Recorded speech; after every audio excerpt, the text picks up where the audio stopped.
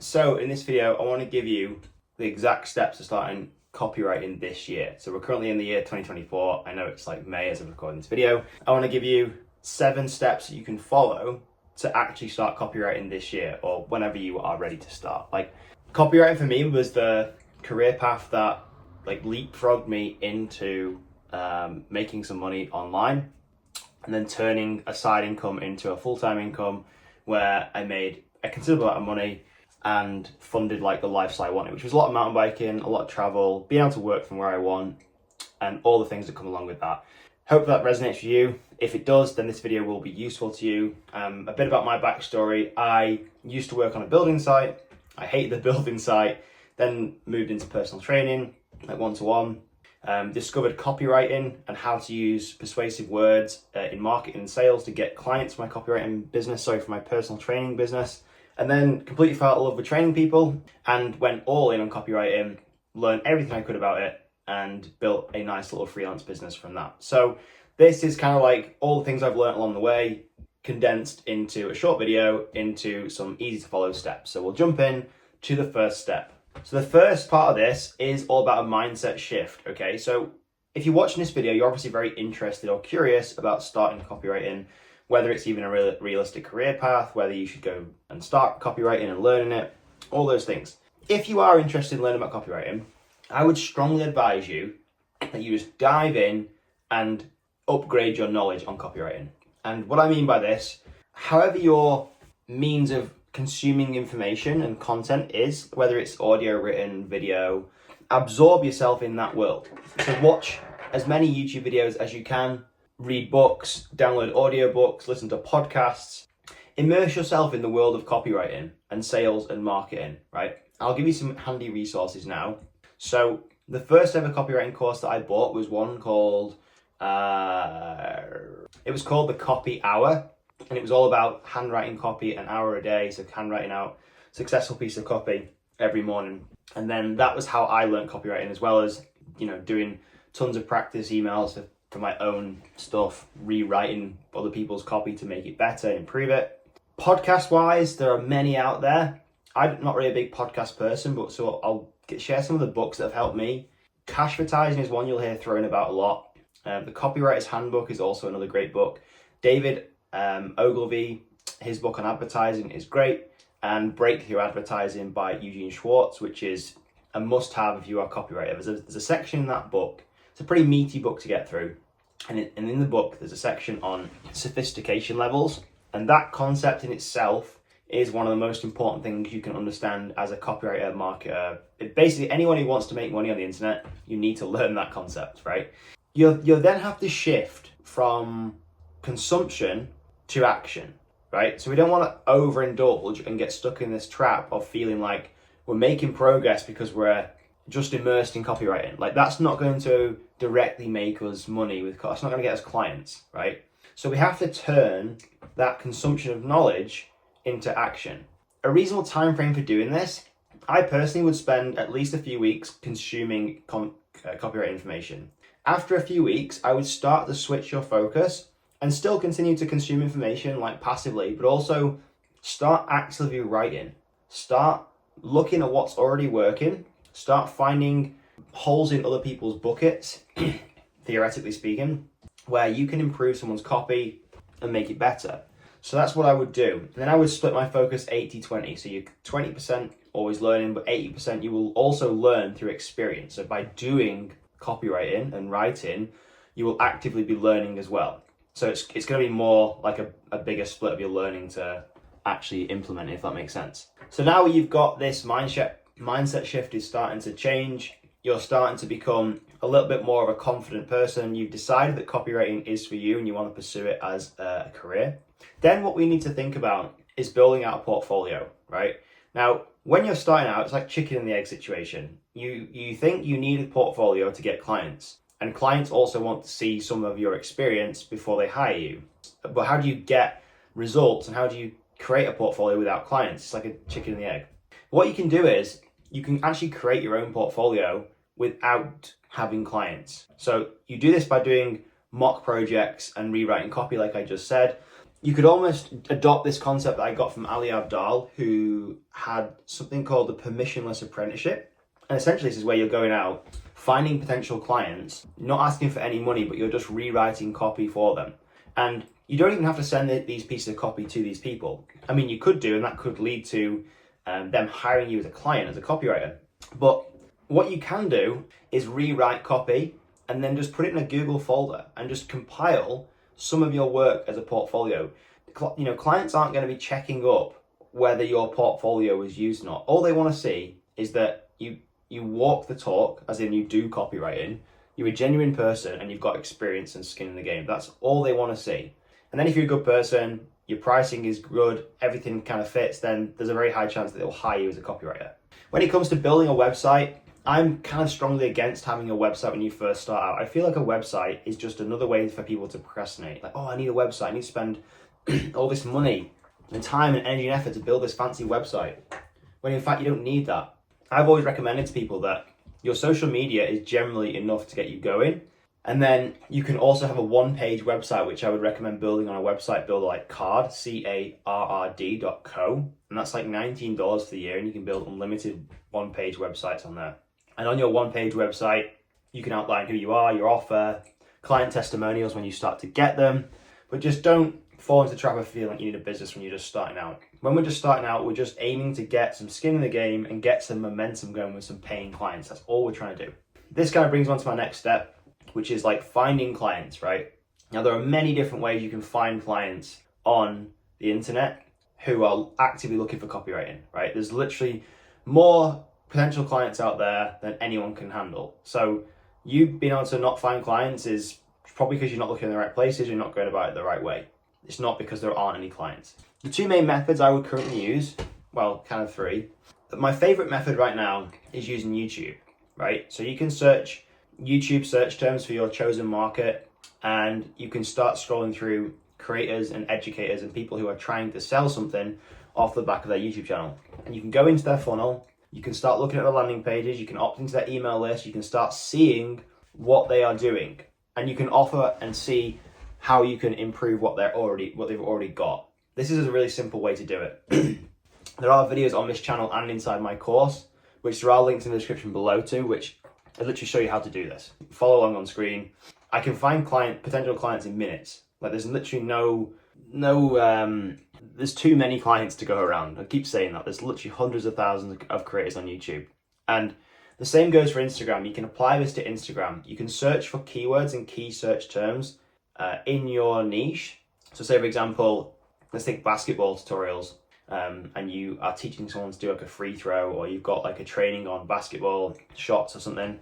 Search the search terms on Instagram and YouTube for that niche or for basketball tutorials and see what comes up, and just start going down all the different rabbit holes and finding all these creators, educators, because there's so many of them. And again, go and look at the pages that they have that sell their courses, help them improve their opt-in rates for landing pages. You do that and you help a big client improve their opt-in or conversion rate by 1%. That can be worth a lot to them in terms of money and leads. So think about that. When it becomes, this is like the second part of finding clients, right? So you've done some free work for a lot of people. What I would then do with this permissionless apprenticeship is reach out to these people and just send them what you've done for them, right? Whether you've rewritten a headline, you've rewritten part of their copy that you thought could be better, just send it them with no expectation for anything in return. Don't ask them to sign up for your services or anything like that. You're just at this point trying to open the conversation, right? And then you can kind of hint at, not hint, you could literally ask them, look, I'm going to continue going through your stuff and see if I can find anything else to improve, which could then lead to them asking you, hey, do you want to, jump on a call and talk a bit more about this? Or you could invite them to jump on a call. Either way works really well. They may just ask you straight up, do you want to do some more work for me, like paid work? And then obviously that would lead into hopefully jumping on a call with them, or you could close them over a written message with your offer, which I don't know what your offer is, but you need something irresistible that they want. That's kind of how I would go about it. So just really casual. You just want to get their attention, start a conversation, and show that you could make them money to start with, right? It might not be a direct, instant result, but if somebody can see that, right, this is great copy, this is definitely better than what I've got, it's going to help improve this conversion rate or whatever, it's going to make more money, this is a no-brainer opportunity for me. So that's where you want to be going to. Obviously, you can just go out and straight pitch people, but the thing I found with clients, right, they don't want to be sold something. They want to buy something, right? So you going to pitch them things is quite invasive and quite like, whoa. Like, I mean, think about yourself when you go and buy something, or if someone tries to sell you something, you generally feel like your back's up against a wall. Whereas if they put you in a position where you're ready to buy, the sale becomes effortless, okay? So, so bear that in mind. I personally would then jump on a discovery call or a chat with them, which is just generally done with Zoom and booked through Calendly. And from there, it is a sales call, yes, but it's not positioned as a sales call. All you're doing is jumping on, getting to know the person, human to human, seeing if they like you and you like them, and seeing if you can actually help these people out or this person out. Because if you can't, then there's no point taking this person's money, and they're not going to give you the money anyway because you can't help them. But you just want to jump on the call and see if there's any scope for you to help them, right? And then the actual pitch and the offer will just come naturally, and it will all just flow. And then you will just take payments through either PayPal or Stripe, whatever is easiest. That's usually how I generally take my payments. So once you've got a client and you're moving into the onboarding process, this is kind of like where you want to outline expectations, set timeframes, and be very clear on how you are going to meet the client's needs, right? Don't just take the client's money and then start coming up with a plan. Start thinking about this way before you jump on a phone call with them, so you know exactly what needs to be delivered in the time frame. And communication is the biggest thing here, right? Everyone wants top quality communication, so just understand that you need to communicate what you're doing with your client at all times, and you want to reassure them that they've made the right decision, because whether they're paying you £500, £1,000 or £10,000 to do some copywriting, whatever the bloody number is, they may have some buyer's remorse, no matter how big the company is or the person's brand is. So you want to reassure them they made the right decision. And you don't have to do this by, patting them on the back and like, yeah, we've got this and stuff, but, you almost want to be bigging yourself up, and that would help them see that you are worth the value that you've pitched them for and they've paid for, right? Then we move on to delivering results. I have some notes on my screen here just to refer to. So you want to focus on delivering exceptional results, right? Go above and beyond for these people. So I've always tried to do this in everything I've done. I've tried to go give the client more than they've asked for. Not massively, but give them something they weren't expecting. Go above and beyond. If you see something else that needs fixing, just go and fix it, right? Don't try and fix it and then charge them for it. That just makes you look like a dick. Just go above and beyond, and I can guarantee it will pay off dividends in the future, right? For your own mental health as well, and for the client. There's this thing called reciprocity, where if you do something for somebody else, they feel inclined to do something back for you. They may not, but they feel inclined to do that. Now, it doesn't always work like that, but the law of averages and karma has always worked out in my favor in my life. I don't know about you, but that's how it works. And also ask for client feedback. So if you write a piece of copy and the client, isn't happy with it, or they are happy with it, ask them what they are and aren't happy with. And obviously, if they're not happy with it, you're gonna have to go and edit it, which is fine. But it's also just room for improvement, improving your own craft. Maybe it could be, if you're doing ghostwriting for a client, it could be more like helping you write more in their style and their voice and their tone that matches them more. It could be anything, but always ask for feedback, right? And then the final step in this is scaling your business and getting more clients, right? So every time you get a client and you deliver results, your main outcome should be to ask for a testimonial or a case study. And you should do this with every single client you interact with, because case studies and testimonials are like little mini flywheels that will do selling work for you in the future. So every future client that you continue to get will always be easier than the first one you got, which almost could feel like you're pushing a boulder uphill. Always be asking for testimonials. Don't forget that if you do some good work for someone, or you increase their bottom line by something, or you write an email sequence that makes them a shit ton of money than what they're usually making, get a testimonial from it. If you can use screenshots, anything, just make sure it's okay with the client, they're happy with that. But that is one of the biggest pieces of advice I can give you. Always be collecting case studies, because they will do the selling work in the future for you. And scaling your business further than that, you obviously want to increase your rates, because obviously as your experience increases, you should be charging more for what you do, because you're a better copywriter, and you can also produce results in the times. From there, you will obviously you probably get to a point where you've freed up more time, you're earning more, so you've got more free time, to which you can either take on more clients, then you will be at capacity again, and then you can increase your rates, people will then obviously drop off and you'll bring new clients in at that new higher rate, and you can keep building like that. The problem with that though is you're always going to be in a cycle of freelance copywriting. So if you want to scale further than that, you can start thinking about taking on other copywriters, training other copywriters underneath you, so they are doing most of the work for you, and you can just check the work before it goes back to a client, which would then free up more of your time and energy to actually go and work on the marketing of the business to get more clients into the business. And your time, if you wanted to, could drastically reduce doing that, but your income could go up because you have other people working around you and you're able to service more clients at once, rather than just you trading your time for money all the time, which might be what you want. Because when I was copywriting, that was what I wanted. I just wanted a lean copywriting business. I didn't want to have to deal with anybody else at the time.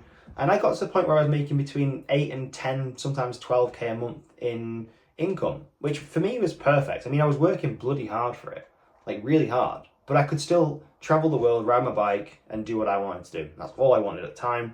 Looking back now, there are certain things I would do differently, which is why I make videos like this to explain the things I may have done differently and my thoughts now on copywriting versus back when I started. I mean, there are useful links in the description below if you want to get started copywriting, and make sure you drop a comment below if you have any questions on actually getting started, like what you're struggling with, let me know, and I'll see if I can respond to you or make a video for you and help you out in any way I can.